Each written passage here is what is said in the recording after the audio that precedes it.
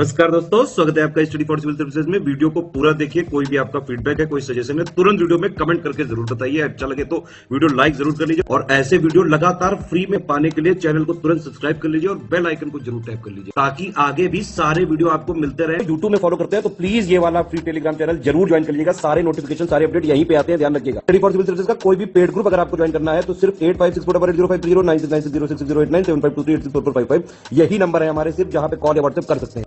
Instagram पे हमारा page जरूर फॉलो कर लीजिएगा, स्टडी फॉर सिविल .सर्विसेज है। ट्विटर पे हमको जरूर फॉलो कर लीजिएगा, @स्टडी फॉर सिविल्स है। दोस्तों, यूपीपीसीएस मेंस के सामान्य हिंदी के प्रश्न पत्र के लिए अभ्यास निरंतर जारी है और पहला मॉक टेस्ट आपने इससे पहले वीडियो के माध्यम से देखा था। ये मॉक टेस्ट पेपर नंबर 2 है, जिसमें कि हम विभिन्न प्रश्नों को, जो कि आयोग के ही प्रश्न पत्र के प्रारूप पर बनाया गया है, उस पर डिस्कस करेंगे और देखेंगे कि लिखने का अप्रोच कैसा होना चाहिए। अब यहाँ आप जैसा कि जानते हैं कि गद्यांश अवबोधन ये सबसे पहले आपके सामने आता है और 2 बड़े बड़े पैराग्राफ आयोग आपको देगा। उन बड़े पैराग्राफों को खंगाल कर, निचोड़ कर आपको उनका अर्थ प्रस्तुत करना होगा। अब वो सारांश के रूप में भी हो सकता है, संक्षेपण के रूप में भी हो सकता है, भावार्थ भी लिखने के लिए आ सकता है, कुछ भी आ सकता है। मतलब आयोग कभी भी कुछ नया प्रयोग कर सकता है, क्योंकि आपके सिलेबस में क्या है, गद्यांश अवबोधन। और गद्यांश अवबोधन की जब बात होती है तो उसमें संक्षेपण, सारांश, भावार्थ, व्याख्या, ये सब कुछ आ सकता है और उसके अतिरिक्त कुछ फुटकर क्वेश्चन भी पूछे जा सकते हैं। तो हर प्रकार की स्थिति के लिए तैयार रहिएगा। अब यहाँ पहले पैराग्राफ को हम देखेंगे और टोटल 60 अंकों का मामला तो यहीं पर सुलझ जाता है, यानी सबसे बड़ा हिस्सा यही कवर करता है और बचे कुचे हिस्से में 20 नंबर का आपका पत्र लेखन हो जाता है। अब जो शेष बचा है उसमें रट्टा मार विद्या काम आती है, यानी जितना ज्यादा आप रट कर जाएंगे उतना आपके लिए बेनिफिशियल रहेगा। देखिए, अवतरण 1 जो है ये परोपकारिता की बात करता है। तो परोपकारिता दरअसल किसी देश या काल अथवा समय सीमाओं के परे एक व्यापक और वैश्विक अवधारणा है। ये कैसी अवधारणा है? बहुत फैली हुई है और विश्व स्तर में व्याप्त है। ऐसा नहीं कि सिर्फ हमारे देश में। आध्यात्मिक जगत से लेकर भौतिक संसार में, सामाजिक, आर्थिक, राजनीतिक और दार्शनिक सभी क्षेत्रों में, ग्रामीण और नगरीय परिप्रेक्ष्य में, वैयक्तिक और सामूहिक स्तर पर परोपकार का दायरा पर्याप्त विकसित है। परोपकार शब्द 2 शब्दों यानी पर, धन, उपकार से मिलकर बना है। पर का मतलब होता है अन्य या दूसरा, और उपकार यानी उसकी सहायता। तो दूसरे का सहयोग या दूसरे की सहायता, यही है परोपकार।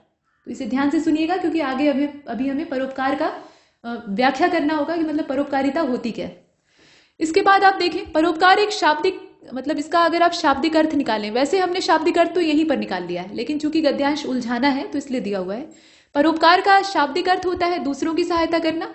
व्यापक परिप्रेक्ष्य में अगर देखा जाए तो परोपकारिता के फलक का विस्तार अपने मित्र, बंधु बांधव, परिचित, पड़ोसी, अपने शहर प्रांत के लोग, देश से लेकर संसार तक के मनुष्यों और उससे भी आगे पशु पक्षियों, पेड़ पौधों और पर्यावरण के घटकों तक भी हो सकता है। मतलब सिर्फ मानव मात्र नहीं बल्कि जीव मात्र की यहाँ सेवा की बात की जा रही।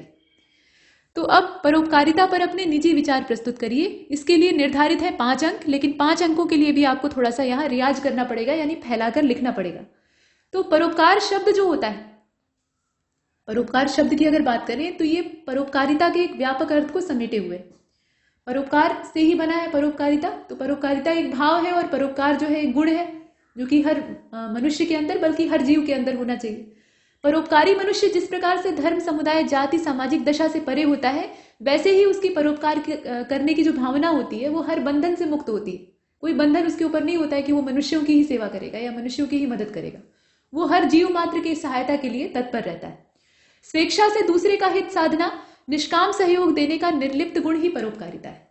तो ये आपने परिभाषा लिखी। अब अगर आप चाहें तो इतने पर ही स्टॉप कर सकते हैं, लेकिन 5 अंकों के लिए थोड़ा और फैला दीजिए तो नंबर कटने की जो गुंजाइश है वो खत्म हो जाएगी। तो यदि कोई मनुष्य व्यक्तिगत हित का रंच मात्र भी चिंतन करता है तो वो विशुद्ध परोपकारी नहीं कहा जा सकता है, क्योंकि अगर उसे अपना हित थोड़ा भी चिंतित कर रहा है या परेशान कर रहा है तो वो दूसरे का भला कैसे करेगा? पहले वो अपना भला देखेगा। वह केवल परोपकारिता के हिजाब में स्वार्थोपासना है, मतलब उसने नकाब धारण कर रखा है परोपकारिता का और अंदर से वो स्वार्थ चिंतन कर रहा है। मतलब बाहर से अच्छा बना हुआ है, अंदर से वो नितांत स्वार्थी है। परोपकारिता तो एक दैवीय गुण है, जो कि दैवीय शक्तियों के द्वारा प्रदत्त है, ऐसा विश्वास होता है। और ये चूंकि दैवीय अंश है वो हमारी आत्मा में ही निहित है। हम कहते हैं ना कि आत्मा जो है वो परमात्मा का अंश है, तो ये आत्मा से उत्पन्न होता है। यहाँ उसको सीधे सीधे अंतरात्मा से जोड़ दिया गया और वह सांसारिक चक्र से विमुक्त होता है। तो कुल मिलाकर परोपकारिता एक दैवीय गुण है, जो कि जितने भी बंधन है, सांसारिक बंधन है, उनसे मुक्त होता है और यह किसी प्राणी का भेदभाव नहीं करता है, जिसे जब आवश्यकता है तो उसके उपकार हेतु सन्नद्ध हो जाता है। ये हमने परिभाषा देखी। अब इसके बाद इस पूरे गद्यांश का हमें संक्षेपण करना है और उसके बाद इसी गद्यांश का सारांश प्रस्तुत करना है। लेकिन आयोग का जो प्रश्न पत्र होता है उसमें दोनों एक साथ नहीं देगा, कोई एक ही एक पैराग्राफ के लिए देगा। यहाँ दोनों इसलिए दिया गया है ताकि आप दोनों का अभ्यास कर सकें और दोनों को तुलना भी कर सकें। मतलब एक ही गद्यांश का आप सारांश भी लिखेंगे और उसी गद्यांश का आप संक्षेपण भी करेंगे, तो आप तुलनात्मक रूप से देखेंगे कि दोनों में फर्क क्या होता है। और फर्क यही होता है कि संक्षेपण और सारांश भले ही दोनों संक्षिप्त लिखे जाते हैं, लेकिन संक्षेपण में अपनी मौलिक अभिव्यक्ति के लिए बहुत ज्यादा स्थान नहीं होता है। उसमें यथावत जो लेखक की कही हुई बातें हैं गद्यांश में लिखा हुआ है, उसको थोड़ा बहुत शब्दों का हेरफेर करके उतार दिया जाता है और उसमें से जितनी भी अनावश्यक फालतू की बातें हैं उसको छांट कर बाहर कर देते हैं, सिर्फ काम की बातें। सारांश में हम पूरे गद्यांश का अर्थ प्रस्तुत करते हैं और वो भी अपने शब्दों में, कम से कम शब्दों में। ठीक है, तो अब यहाँ पहले हम संक्षेपण करेंगे जो कि 15 अंकों का है। तो परोपकारिता एक निर्लिप्त वैश्विक विचार है। इसका दायरा भौतिक संसार के हर पहलू में उपस्थित है, मतलब किसी एक का नाम हम नहीं ले सकते। यह व्यक्तिगत भी है और सामूहिक भी होता है। परोपकार से बना शब्द परोपकारिता स्पष्ट मंतव्य प्रस्तुत करता है और दृष्टिकोण यदि व्यापक हो आपका, मतलब बृहद दृष्टिकोण हो, तो परोपकारिता का दायरा सृष्टि के हर जड़ चेतन प्राणी और पदार्थों तक फैला हुआ है, विस्तीर्ण है। इसके बाद आप देखिए सारांश। संक्षेपण हो गया, बस इतना ही काफी है, क्योंकि पूरे लंबे से गद्यांश में सिर्फ काम की बातें इतनी ही थी। और ऐसा ही होता है, लंबे लंबे गद्यांश उत्तर प्रदेश लोक सेवा आयोग देता है, लेकिन ज्यादातर उलझे हुए होते हैं फालतू में, उसमें काम की बातें थोड़ी सी ही होती। मतलब 95% सिर्फ कुछले वाक्य या शब्द होते हैं जो कि बात बढ़ाने के लिए यूज किए जाते हैं और 5% काम की बातें होती। तो ये हमें हमेशा ध्यान देना है। सारांश भी उतना ही छोटा होगा। देखिए, परोपकार शब्द से बना हुआ जो गुण है परोपकारिता, ये अपने आप में बहुत बड़ा अर्थ समेटे हुए है। यह देश काल संस्कृति और विचारों के बंधन से मुक्त निर्विकार मन का अंकुर है, जो कि किसी भी विकार से रहित मन में पनपता है या उत्पन्न होता है। शाब्दिक अर्थ होता है दूसरों की सहायता करना, तो यह सहयोगी भाव सृष्टि के प्रत्येक जैविक अजैविक घटक पर संरक्षणकारी दायित्व के साथ आरोपित होता है। तो अगर आप इतने अच्छे शब्द न भी इस्तेमाल कर सकें, अपनी सरल शब्द भाषा में लिखना चाहें तो भी चलेगा, कोई दिक्कत नहीं। बस शर्त यही है कि संक्षिप्त और समग्र होना चाहिए। तो ये हमने सारांश प्रस्तुत किया और संक्षेपण किया। अब जरा दूसरे गद्यांश की ओर चलते हैं। यहां पर कहा गया कि पंडित नेहरू ने अपनी पुस्तक डिस्कवरी ऑफ इंडिया में लिखा है कि भारत स्वयं में एक लघु विश्व है। निसंदेह इंडोलॉजी और भारत का अध्ययन करने वाले सभी विद्वानों ने एक स्वर में माना है कि भारत विविधताओं और बहुलताओं के मामले में विश्व का एक अनूठा और दिलचस्प देश है। अनूठा तो है ही है, उसके साथ साथ बहुत ही इंटरेस्टिंग है और इसीलिए लोग यहाँ इंटरेस्ट लेने के लिए आते हैं। किस्म किस्म की भाषाएं, रीति रिवाज, खान पान, रहन सहन, लोकगीत, नृत्य, धर्म, संप्रदाय, सामाजिक संरचनाएं, संस्थाएं इस मुल्क को बेहद बहुलतावादी और विविधतापूर्ण बनाते हैं।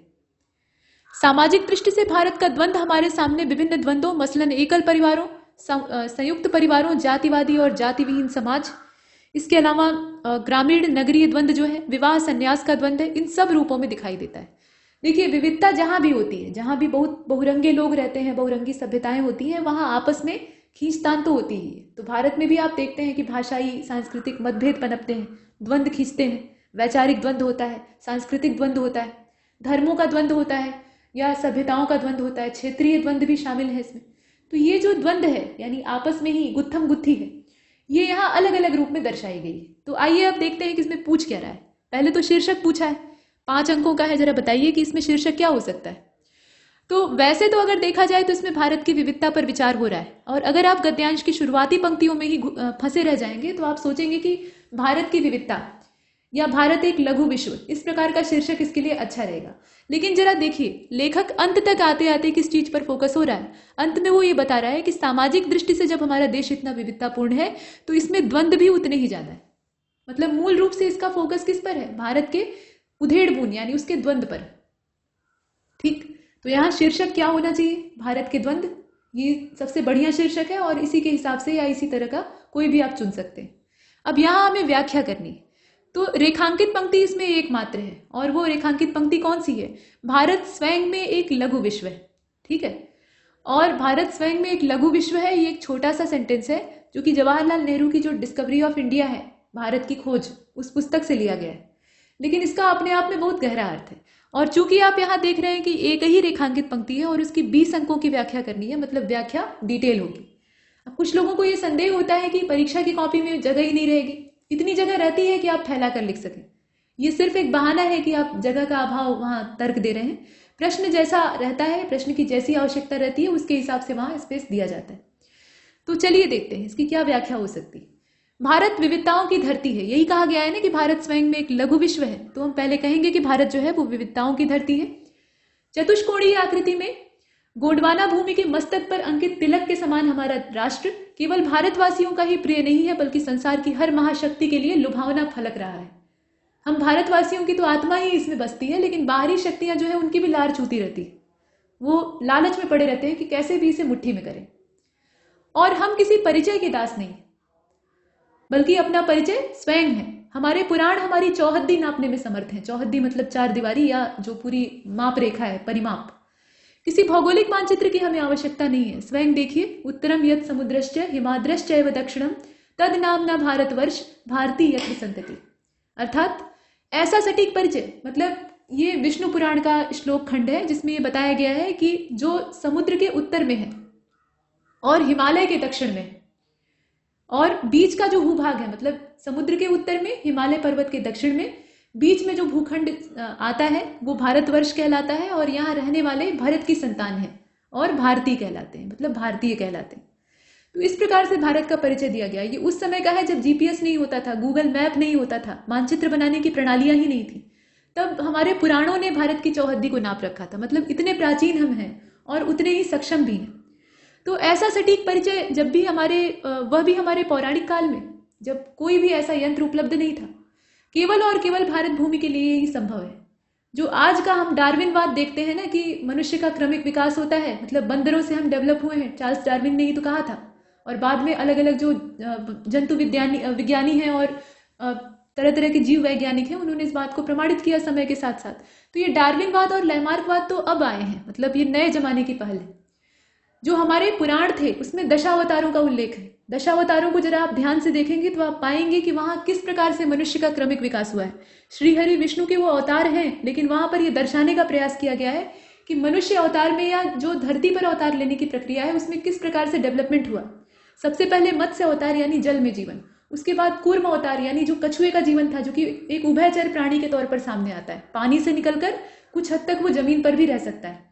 वराह अवतार जो कि पूरी तरह से स्तनपायी और जो स्थल है उस पर रहने वाला प्राणी था और शारीरिक रूप से मजबूत भी। वराह का मतलब होता है जंगली सुअर, ठीक है। उसी क्रम में नरसिंह अवतार यानी आधा इंसान आधा जानवर। उसके बाद फिर परशुराम का अवतार होता है, भगवान राम आते हैं, फिर भगवान कृष्ण आते हैं। मतलब धीरे धीरे करके मनुष्य की जो बौद्धिक क्षमता है वो विकसित होती है। और इसको हमने सालों पहले, मतलब करोड़ों अरबों साल पहले सिद्ध कर दिया था। बस यही है कि उसका लिखित प्रमाण आज के समय में मौजूद नहीं है, और लिखित प्रमाण आज की दुनिया मांगती है तो हम खुद को साबित नहीं कर पाते। तो इतना ज्यादा समृद्ध है हमारा देश हर क्षेत्र के मामले में, हर ज्ञान के मामले में।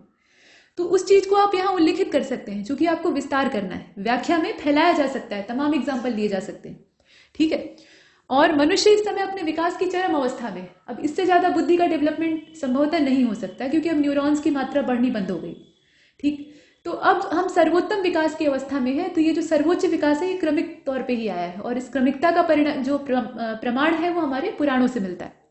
चलिए, तो पुराणों का ही यहाँ संदर्भ भी लिया गया। उसके बाद हम ये कह सकते हैं कि पंडित नेहरू ने डिस्कवरी ऑफ इंडिया में पूरे भारत का समग्र परिचय निजी दृष्टिकोण में प्रस्तुत किया।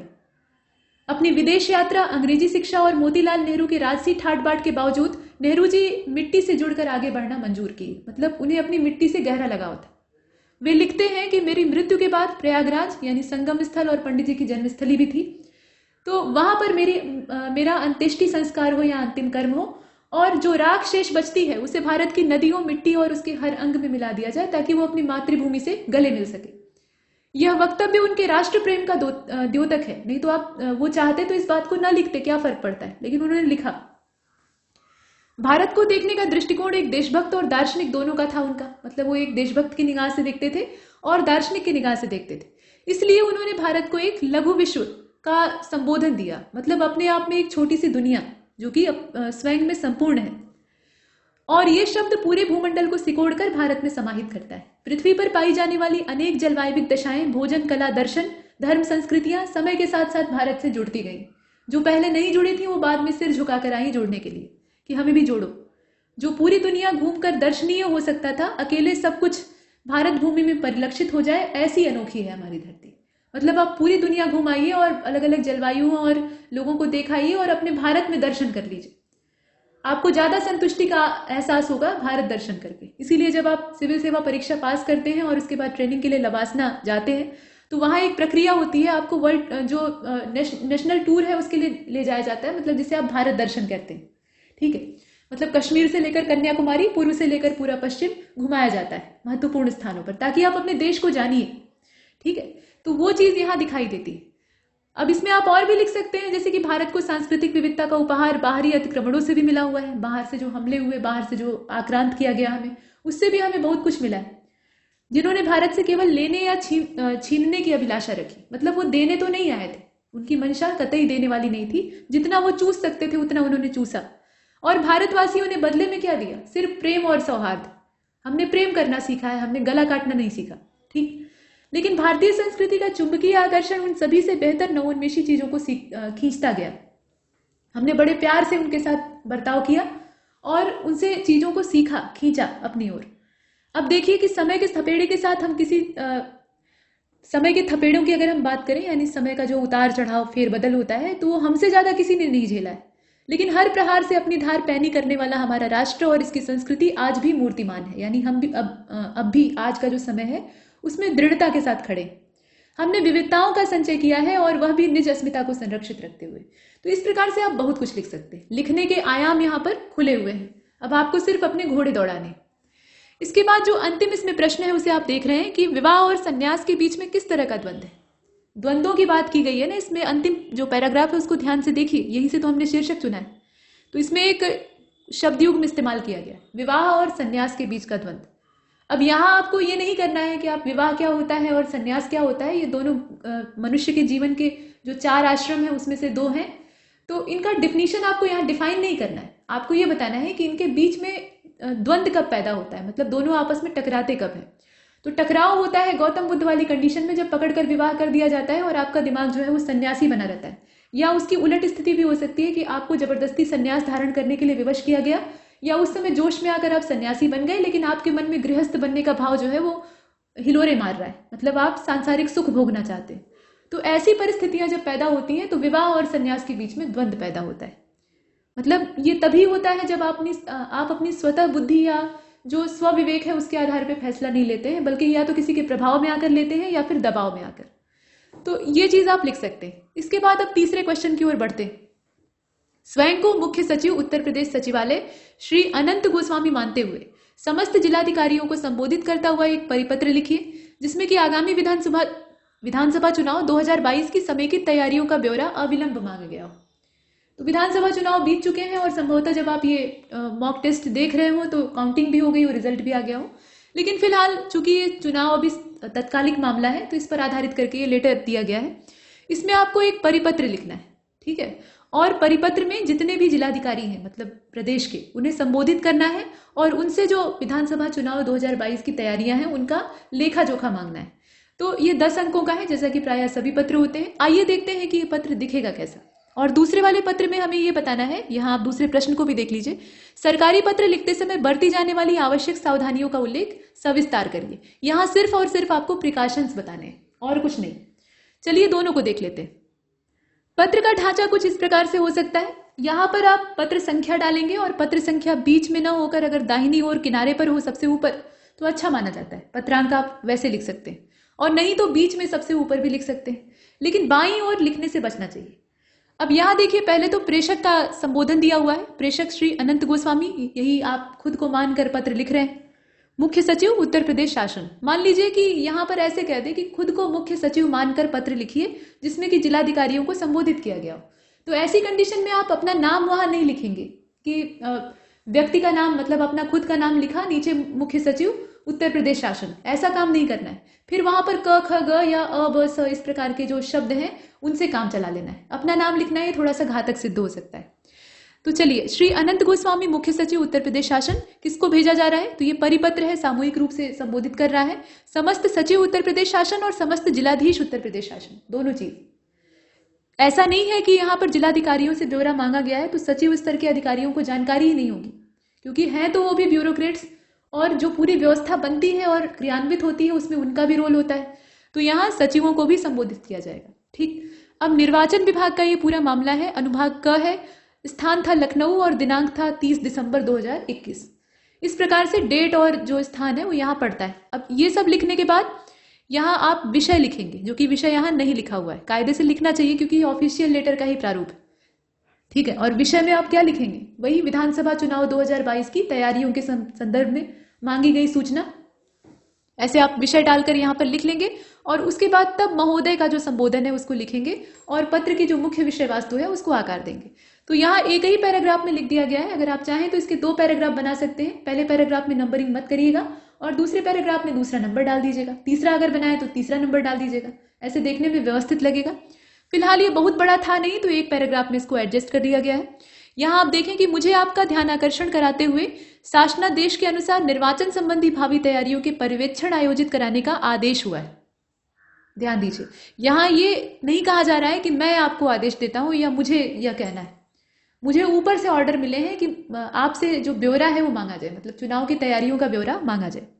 निर्वाचन प्रक्रिया 2022 मतलब वर्ष 2022 में पूर्व निर्धारित है और प्रादेशिक स्तर पर निर्वाचन आयोग के प्रबंधन के अतिरिक्त प्रक्रिया को व्यवस्थित, शांतिपूर्ण और सफल बनाने के उद्देश्य से जिला स्तर के नेतृत्व का सहयोग अपरिहार्य है। क्योंकि जिला स्तर पर नेतृत्व जब तक सही नहीं रहेगा और व्यवस्थित नहीं रहेगा तब तक चीजें भ्रामक रहेंगी या सही ढंग से हो नहीं पाएंगी, मतलब अव्यवस्था फैली रहेगी। अपनी ओर से सचिव विभागीय स्तर पर तथा जिलाधिकारी जिला स्तर पर तैयारियों का जायजा लें, उचित प्रबंधन में भागीदार और मार्गदर्शक बने तथा तैयारियों का अविलंब ब्यौरा सचिवालय को उपलब्ध कराने का उद्यम करें, यानी उस कार्य को करें। इस प्रकार से कहा गया। तो ये नपी तुली भाषा में ही लिखा जाता है, इसमें कोई अनावश्यक वाक्य नहीं शामिल करेंगे, तो वो हमने किया भी नहीं है। अब इसके बाद यहाँ पे पत्रांक और दिनांक यथोक्त, ये यथोक्त है। यथोक्त मतलब जैसा ऊपर कहा गया। अगर आप चाहें तो ये पत्रांक और दिनांक, ये दिनांक है और ऊपर पत्रांक था तो उसको डाल भी सकते हैं, और नहीं तो इतना लिखकर भी आपका काम चल जाएगा। फिर है आपका भवदीय, ये दाहिनी ओर सबसे नीचे। हस्ताक्षर यहाँ रहेगा, आपका हस्ताक्षर, मतलब अपना खुद का साइन वहां नहीं करना है। हस्ताक्षर ऐसे लिखकर जगह खाली छोड़ देनी है। और आपने अनंत गोस्वामी की भूमिका वहां निभाई है, तो अनंत गोस्वामी उनका नाम और नीचे पद नाम। तो इनका पद क्या है? ये मुख्य सचिव है उत्तर प्रदेश शासन के, तो उसको लिख दिया। अब इसकी प्रतिलिपियां अगर प्रेषित करनी है तो प्रतिलिपियां सूचनार्थ प्रेषित। अब ये आपकी मर्जी है कि आप यहाँ पर भरें प्रतिलिपियों को कि किसको किसको भेजा, या ऐसे ही रिक्त छोड़ दें। इस पर नंबर नहीं कटता है। अगर आप इसे ऐसे रिक्त छोड़ देंगे ना, सिर्फ प्रतिलिपि का उल्लेख कर दिया कि हाँ भाई किसको भेजी गई है, तो उससे कोई फर्क नहीं पड़ता, यहाँ नंबर नहीं कटेगा। और अगर आपने लिख दिया तो और व्यवस्थित हो जाएगा। जब प्रतिलिपियां भेजी जाती हैं तो आज्ञा मांगनी आवश्यक होती है कि मतलब इस पत्र की हम कॉपी बनाकर अलग अलग जगह सेंड कर रहे हैं, तो इसके लिए परमिशन लेनी पड़ती है। तो इसीलिए आज्ञा से, नीचे आज्ञा से, और उसके बाद फिर से एक बार हस्ताक्षर मुख्य सचिव। मुख्य सचिव की जगह पे जो अनुभाग सचिव है वो भी हस्ताक्षर कर सकते हैं, जो इनसे लोअर कैटेगरी के ऑफिसर होते हैं। तो इस प्रकार का काम हमने किया, मतलब ये पत्र हमने यहाँ ढांचे के तौर पे ढाल दिया। अब इसके बाद सरकारी पत्र को लिखते समय कौन कौन सी सावधानियां होनी चाहिए वो यहाँ पर अच्छी खासी मात्रा में लिखी गई है, तो इसको ध्यान दीजिएगा। ये दूसरा क्वेश्चन था जिसमें कहा गया था कि शासकीय पत्र को लिखते समय हमें कौन सी सावधानियां बरतनी चाहिए। तो पत्र के प्रारंभ में शब्द प्रेषक लिखकर ही पत्र को प्रारंभ किया जाता है। प्रेषक, ठीक है। ये वैसे कई सरकारी पत्रों में देखने के लिए आया है कि प्रेषक नहीं लिखा रहता है, सीधे सीधे संबोधन से ही स्टार्ट कर देते हैं। लेकिन सही तरीका जो सरकारी पत्र का है वो यही है, तो आप इसी तरीके से लिखिएगा। प्रेषक का नाम देकर उसके पदनाम का भी उल्लेख किया जाता है, वो आवश्यक है। जिसे पत्र भेजा जा रहा हो उसके पदनाम को लिखने से पूर्व शब्द लिखा जाता है सेवा में। तत्पश्चात जिसे पत्र भेजा जा रहा है उसके पदनाम का उल्लेख करते हुए उसके शहर, कस्बे, गांव इत्यादि का उल्लेख किया जाता है। अन्यथा लिफाफे में पत्र भेजते समय स्टेशन, शहर आदि का उल्लेख न हो पाने की वजह से पत्र यथास्थान नहीं जा सकता है, क्योंकि पत्र जो है वो डाक के माध्यम से जाते हैं, तो उनके लिए सही पता होना आवश्यक है। पत्र के हाशिए में उस विभाग के अनुभाग का उल्लेख हो जाना आवश्यक है, ताकि पत्र जो है वो गंतव्य स्थान पर जाकर पाठक को तुरंत मिल जाए, यानी तुरंत इंगित कर दे कि किस विभाग के किस अनुभाग से पत्र आया है। ठीक है। पत्र में विषय शब्द लिखकर संक्षेप में उस विषय का उल्लेख किया जाता है जो कि विषय वास्तु में डिटेल में लिखा गया है। और तत्पश्चात महोदय या महोदया जैसी भी स्थिति हो, मतलब महिला हो या पुरुष हो जिसको आप भेज रहे हैं, उसके हिसाब से लिखकर पत्र को आरंभ किया जाता है। विषय का उल्लेख ऊपर हो जाने की स्थिति में पत्र प्रारंभ करते समय उपर्युक्त विषयक, मतलब ऊपर जो हमने विषय लिखा है उसी के संदर्भ में या उसी का संदर्भ लेते हुए या उपर्युक्त विषय पर शब्दों का उल्लेख करके पत्र को प्रारंभ करना अच्छा माना जाता है। कभी कभी मूल पत्र पर हस्ताक्षरकर्ता मुख्य सचिव, सचिव, विशेष सचिव, संयुक्त सचिव आदि हुआ करते हैं। ऐसे में पृष्ठांकन नीचे के किसी अधिकारी द्वारा हस्ताक्षरित करके भेज दिया जाता है। ठीक है, ये ध्यान दीजिएगा, अभी नीचे आपने देखा है। उदाहरण के लिए मुख्य सचिव यदि किसी मूल पत्र पर हस्ताक्षर करता है तो पृष्ठांकन पर कोई संयुक्त सचिव या उप सचिव भी हस्ताक्षर करके पत्र को जारी कर सकता है। मतलब मूल लेटर उन्होंने जारी कर दिया, अब उसमें प्रतिलिपियां इत्यादि की आज्ञा देकर पत्र को पूरा कंप्लीट करके नीचे आज्ञा से अनुसचिव या संयुक्त सचिव, इस प्रकार से आप लिखकर भेज सकते हैं। शासन के पत्रों में प्रारंभ में लिखा जाता है कि मुझे यह कहने का निर्देश हुआ है या मुझे यह कहने का निर्देश हुआ है। निर्देश और निदेश में फर्क है और दोनों ही इस्तेमाल किए जाते हैं अलग अलग जरूरतों के हिसाब से। अगर ये कहा जाए कि मुझे यह कहने का निर्देश हुआ है तो इसका मतलब है कि मुझे यह कहने का ऊपर से ऑर्डर मिला है, मतलब मुझे आज्ञा दी गई है ऊपर से कि आपसे जाकर ये बात कहूं। और मुझे यह कहने का निर्देश हुआ है यानी मुझे ऊपर से गाइड किया गया है, मेरा मार्गदर्शन किया गया है कि मैं आपसे जाकर इस बात को कहूं। तो दोनों में अंतर है और जैसी आवश्यकता होती है वैसा इस पत्र में ये दोनों ही शब्द इस्तेमाल होते हैं। अब इसके बाद आप देखें, अक्सर लंबे हो जाने की स्थिति में ये ध्यान रखना चाहिए कि कई बार मतलब कई स्थानों पर रेखांकित शब्दों की पुनरावृत्ति नहीं हो, मतलब कुल मिलाकर पूरे पत्र में बातें रिपीट नहीं होनी चाहिए, सधी नपी बातों में ही हमें लिखना होता है। तो यहाँ तक हमने शासकीय पत्र की जो लिखने में बरती जाने वाली सावधानियां थी उनका उल्लेख किया। इसके अलावा भी अगर आप कुछ जानते हैं तो इसमें जोड़ सकते हैं। अब अगले प्रश्न की ओर बढ़ते हैं। प्रश्न संख्या 4 को देखिए, इसमें आपका पहला जो पार्ट है वो कह रहा है कि उपसर्ग छांटिए। यहाँ उपसर्ग जोड़कर शब्द बनाने के लिए नहीं कहा जा रहा है, बल्कि कहा जा रहा है कि जो शब्द दिया है उसमें से उपसर्ग को अलग करिए। तो यहाँ पहला शब्द आप देख रहे हैं ये अपराध है, उसके बाद उन्माद है, फिर वीतराग है, उन्मीलन है, तमाम शब्द दिए हुए हैं। आइए एक एक करके अलग करते हैं। तो इसमें अपराध, इसमें अप उपसर्ग है, ठीक है, इस प्रकार से। उन्माद है तो इसमें उन उपसर्ग है, उन्मीलन है तो इसमें उन उपसर्ग है, ठीक है, दोनों में है और न के नीचे हलंत रहेगा। इसके बाद वीतराग है, वीतराग में राग आपका मूल शब्द है और वीत आपका उपसर्ग है। हेमसुता में हेम उपसर्ग है। हेमसुता किसको कहा जाता है? पार्वती जी को कहा जाता है, जो हिमालय की पुत्री। इसके बाद विलक्षण, विलक्षण में वी उपसर्ग है और लक्षण जो है वो मूल शब्द है। प्रज्ञा चक्षु यानी जिसकी मेघा शक्ति या जिसकी ज्ञान शक्ति ही उसके नेत्र हो, जैसे सूरदास थे, वो प्रज्ञा चक्षु थे, मतलब उनका ज्ञान ही उनके लिए दिशा निर्देशक का काम करता था, यानी उनके नेत्र का काम करता था। तो प्रज्ञा चक्षु में प्रज्ञा जो है वो उपसर्ग है, हालांकि प्रज्ञा ऐसे मूल शब्द है लेकिन यहाँ उपसर्ग का काम कर रहा है, और चक्षु यानी नेत्र वो मूल शब्द है। परिचित, परिचित को आप देख रहे हैं, ये असल में परिमित है, ठीक है, तो परिमित मतलब सीमित होता है, इसमें परि उपसर्ग है और मित मतलब होता है मापना। इसके बाद निमीलन, निमीलन में नि उपसर्ग है और निरपेक्ष में निर उपसर्ग है। तो ये सिंपल है, अलग करना आसान होता है तुलनात्मक रूप से जोड़ने के। ता प्रत्यय जोड़कर आपको 10 शब्द बनाने हैं। तो ता प्रत्यय इससे बनने वाले शब्द काफी कॉमन होते हैं, तो आप आराम से बना सकते हैं। बना लीजिए, देखिए इसमें ता से क्या बन जाएगा। महानता बनेगा, गुणवत्ता बनेगा, विनम्रता बनेगा, विशालता बनेगा, गुरुता, प्रभुता, नीरवता, सांसारिकता, तेजस्विता, अखंडता, ऐसे बहुत सारे शब्द, दुष्टता, ऐसे बहुत सारे शब्द बन जाएंगे। आप जो चाहे वो बना सकते हैं, ता प्रत्यय आना चाहिए उसमें। इसके बाद विलोम आपको लिखना है इसमें, तो विलोम आप देख लीजिए, यहाँ अधुनातन का आपको लिखना है, वीतराग का लिखना है, भगवान का लिखना है, नृशंस का लिखना है और औचक का लिखना है, ठीक है। तो अधुनातन का क्या हो जाएगा? अधुनातन मतलब आधुनिक, इसका हो जाएगा पुरातन यानी पुराना। वीतराग मतलब वैरागी भाव, तो इसका उल्टा कर दीजिए भोगराग यानी जो विलासिता का भाव होता है। भगवान का वैसे तो लोग भगवती चुनते हैं, ठीक है, और भगहीन भी हो सकता है, दोनों हो सकता है, ठीक। भगवान ये पुल्लिंग हो गया तो भगवती इसका स्त्रीलिंग है, और दूसरे अर्थ में देखें तो भगवान यानी तेजस्वी, मतलब ऐसा व्यक्ति जो कि भग से युक्त है यानी तेजस्विता से युक्त है, तो उसका उल्टा कर दीजिए भगहीन यानी जो तेजस्विता से युक्त नहीं है यानी निस्तेज है। तो दोनों हो सकते हैं। फिलहाल नृशंस, नृशंस का क्या हो जाएगा? सौम्य हो जाएगा या उदार मना भी लिख सकते हैं। और औचक का हो जाएगा विलंबित, औचक मतलब तुरंत, और उसका हो गया लेट लतीफ यानी विलंबित। इस प्रकार से हमने विलोम किया। अब इसके बाद जो वाक्यांश के लिए एक शब्द है वो आ गया है, और पहला वाक्य आप देख रहे हैं, धुरी को धारण करने वाला नायक, ठीक है, धुरी को धारण करने वाला नायक यानी धुरंधर। ऐसा वीर जो सरलता से अनुशासन में ना आए, दुशासन। वह बालक जिसका पोषण वट वृक्ष के दुग्ध से हुआ है, मतलब उसकी माता का दुग्ध नहीं होता था और गरीबी ऐसी थी कि गाय का दूध भी नहीं पिला सकते थे, तो बरगद के पत्तों को पीसकर उससे जो दूध निकलता था उसी को पिलाकर उसे पाला गया। तो ऐसा कौन था? द्रोणाचार्य का नाम आपने सुना है। वो बड़ी गरीबी में अपना जीवन यापन कर रहे थे और उनके मित्र द्रुपद ने उनका अपमान कर दिया, सहायता नहीं की। तब उनका बेटा था अश्वत्थामा, इकलौता पुत्र था, और उनकी पत्नी का नाम था कृपि। तो द्रोणाचार्य और कृपि के सामने संकट था कि वो अपने पुत्र का पालन पोषण कैसे करें। तो वो अश्वत्थामा जब दूध की मांग करता था तो वो वट वृक्ष का दूध पिला के पहले तो पालन पोषण करते थे, बाद में चावल पीसकर उसका दूध, नकली दूध बनाकर कहते थे कि ये दूध है। इस प्रकार की गरीबी से वो जूझे थे। बाद में वो अपना प्रतिशोध लेने के लिए पांडवों के पास जाते हैं, मतलब पांडवों को शिक्षित करते हैं, साथ में कौरवों को भी करते हैं, और अर्जुन उनका प्रतिशोध लेता है। तो वो चीज अब यहाँ पर ये अश्वत्थामा हो जाएगा। अश्वत्थ मतलब होता है बट, मतलब बरगद, और थामा का मतलब होता है कि उससे पोषित। इसके बाद आप देखें जो किसी अन्य से संबंधित हो, अन्योन्याश्रित इसको कहा जाएगा, ठीक है। और जो किसी अन्य से संबंधित न हो उसको कहेंगे अनन्य। इसके बाद फेंक कर प्रहार किया जाने वाला हथियार क्या होता है, उसको प्रक्षेपास्त्र भी कहते हैं, अस्त्र भी कहते हैं। तो प्रक्षेपास्त्र आप लिखें तो ज्यादा अच्छा है। प्रक्षेप मतलब होता है उछालना। अब यहाँ वाक्यों को शुद्ध करना है। तो लड्डू और पानी खाकर हम बाजार निकले, पानी कोई खा नहीं सकता है, ठीक है। तो ऐसी स्थिति में लड्डू खाकर और पानी पीकर हम बाजार निकले या बाजार गए।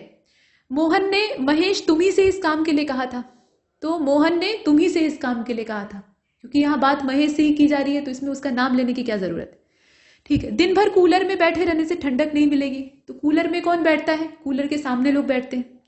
इसके बाद रविवार के दिन मेरे घर आ जाना। तो रविवार, रवि और वार, वार शब्द का मतलब क्या होता है, दिन। तो यहाँ रविवार को मेरे घर आ जाना, ऐसे हो जाएगा। दूध में कौन गिरा है, तो मिस्टर मॉस्क्यूटो, ठीक है। या फिर आप कह लीजिए कि यहाँ पर जो कौन शब्द है, मतलब शब्द का गलत इस्तेमाल किया गया है। देखिए वाक्य में जो अशुद्धियां होती है ना, उसमें कई प्रकार होते हैं। एक तो क्रम विन्यास में गड़बड़ी की वजह से होता है, मतलब शब्दों को आगे पीछे लिख देते हैं, क्रम में नहीं होता है, तो इस वजह से वाक्य गलत हो जाता है। दूसरा, शब्द चयन में गड़बड़ियां होती हैं। तो यहाँ शब्द चयन की गड़बड़ी है। कौन की जगह होना चाहिए था क्या। प्रश्न ही पूछेंगे लेकिन कौन नहीं लिखेंगे बल्कि क्या लिखेंगे। तो चलिए यहां तक हमने देखा। अब इसके बाद वर्तनी शुद्ध करते हैं। तो त्रयोदशी लिखा है और हम लोग पढ़ते क्या है, त्रयोदशी, तो त्र होगा। इसके बाद तिमारदारी है, हम लोग कहते हैं तीमारदारी, तो त पे बड़ी की मात्रा होगी। कौशल्या नहीं होता है, कौशल्या होता है, बड़ा श है, मतलब तालव्य श है, उस पर कोई मात्रा नहीं रहेगी। केवड़ा ऐसे नहीं लिखा जाता है, केवड़ा जो है वो इस प्रकार से लिखा जाता है, ठीक। ये पेड़ वाला अड़ा होता है। और दृष्टा नहीं होता है, दृष्टा होता है, द्र ऐसे समुद्री र लगता है, दृष्टा हो जाएगा। ये हमने देखा, ठीक। तो ये हमारी वर्तनी शुद्ध हो गई। अब बचा है मुहावरे और लोकोक्ति वाला सेगमेंट, तो आइए इसे देखते हैं। ये मजेदार होता है। पहला है गुड़ खाए गुलगुले से परहेज करे, ये तो आए दिन सुनने के लिए मिल जाता है। तो इसका मतलब क्या है, इस पूरे मुहावरे या लोकोक्ति का अर्थ क्या है, एक गलत काम करना और दूसरे से इनकार करना, ठीक। तो अधिकारी गरीबों से रिश्वत वसूलने में नहीं चूकते हैं और प्रस्ताव रखने पर ईमानदारी का बैज लगा देते हैं। तो गुड़ खाए और गुलगुले से परहेज। अब इसके बाद दूसरे वाले को देखें, सतुआ का पेट सोहारी से नहीं भरता। तो भाई सतुआ सान कर खाने वाला बड़ा पेट है, तो सोहारी यानी जो छोटी छोटी पूरियां होती हैं, कचौड़ियां होती हैं या पूड़ियां होती हैं, उससे क्या भरेगा। तो इसमें अर्थ क्या हो जाएगा, बड़ी आवश्यकता थोड़ी मात्रा से पूरी नहीं हो सकती है। जैसे ऊंट के मुंह में जीरा वाला जो मुहावरा होता है वैसा। तो सोहन भोजन भट्ट है, लेकिन मित्र ने भोजन के लिए बुलाया तो केवल 2 कचौड़ियां परोस दी। सोहन ने मन में सोचा कि सतुआ का पेट सुहारी से कैसे भरेगा, लेकिन मित्र के सामने संकोच में कुछ बोल नहीं पाया, भूखे पेट लौट आया। तो दोस्त हो तो ऐसा। अब इसके बाद अगले मुहावरे को देखिए, भगजोगनी की तरह लुकलुकाना। भगजोगनी क्या होता है पहले ये समझिए, और इस तरह की जो विचित्र लोकोक्तियां होती हैं वो आयोग भी देता है। भगजोगनी जुगनू को कहा जाता है जो रात में टॉर्च लेकर घूमते हैं, ठीक है। तो उसकी तरह लुकलुकाना है, यानी उसकी तरह लाइट शो करना। तो इसका अर्थ क्या है, इसका मतलब है व्यर्थ ही घूमना, मतलब व्यर्थ ही इधर से उधर अपनी ऊर्जा व्यय कर रहे हैं और निष्प्रयोजन घूम रहे हैं। तो इसका वाक्य में प्रयोग क्या हो सकता है, भगजोगनी जैसे लुकलुकाने से बेहतर है कि कुछ काम धंधा करो, मतलब सार्थक काम करो। इसके बाद दूसरा है आम के आम गुठलियों के दाम, मतलब दोहरा लाभ, आम का फायदा लिया ही गुठली का भी फायदा लिया। तो इसमें वाक्य में प्रयोग आप कैसे करिएगा, रामलाल सामान के बदले लोगों से पैसे की जगह अनाज लेता था, बाद में अनाज को ऊंचे दाम में बेचकर आम के साथ गुठलियों का भी दाम वसूल लेता था। तो मुहावरा या लोकोक्ति जो है उसमें थोड़ा सा मॉडिफिकेशन भी वाक्य की संरचना के हिसाब से किया जा सकता है। जैसे आप ऐसे लोकोक्ति पढ़ते हैं, आम के आम गुठलियों के दाम, लेकिन उसका वाक्य में प्रयोग किया तो कैसा हो गया, आम के साथ गुठलियों का भी दाम वसूल लेता था। तो है लोकोक्ति वही, हमने कुछ और नहीं किया है, बस वाक्य में उसको थोड़ा ट्विस्ट कर दिया है। तो ये किया जा सकता है, ये गलत नहीं होगा बल्कि और व्यवहारिक हो जाएगा। इसके बाद 13 बार समझाना। तो तुम्हें 13 बार समझाया लेकिन फिर भी तुम इस सवाल को नहीं समझ सके, तो यहां पर इसका मतलब होता है बार बार समझाना, ठीक। इसके बाद बाट जोहना यानी इंतजार करना, निरंतर इंतजार करना, और इसका वाक्य में प्रयोग आप आराम से कर सकते हैं। जूता सुंघाने का मतलब क्या होता है, होश में लाना, तुम्हारा दिमाग सही काम नहीं कर रहा है, जूता सुंघाने की आवश्यकता है।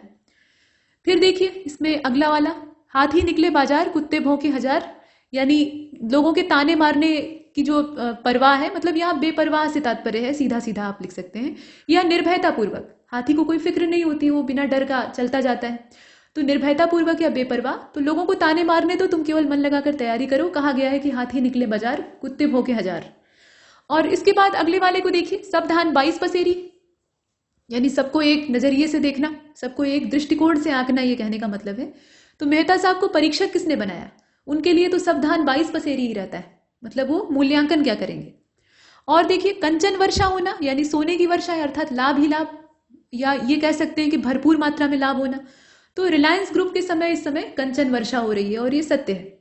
तो यहां तक हमने इस मॉक टेस्ट को कंप्लीट किया है, और ऐसे अभी कई सारे मॉक टेस्ट आपको मिलेंगे। लगातार अभ्यास करते रहिए। तब तक के लिए नमस्कार।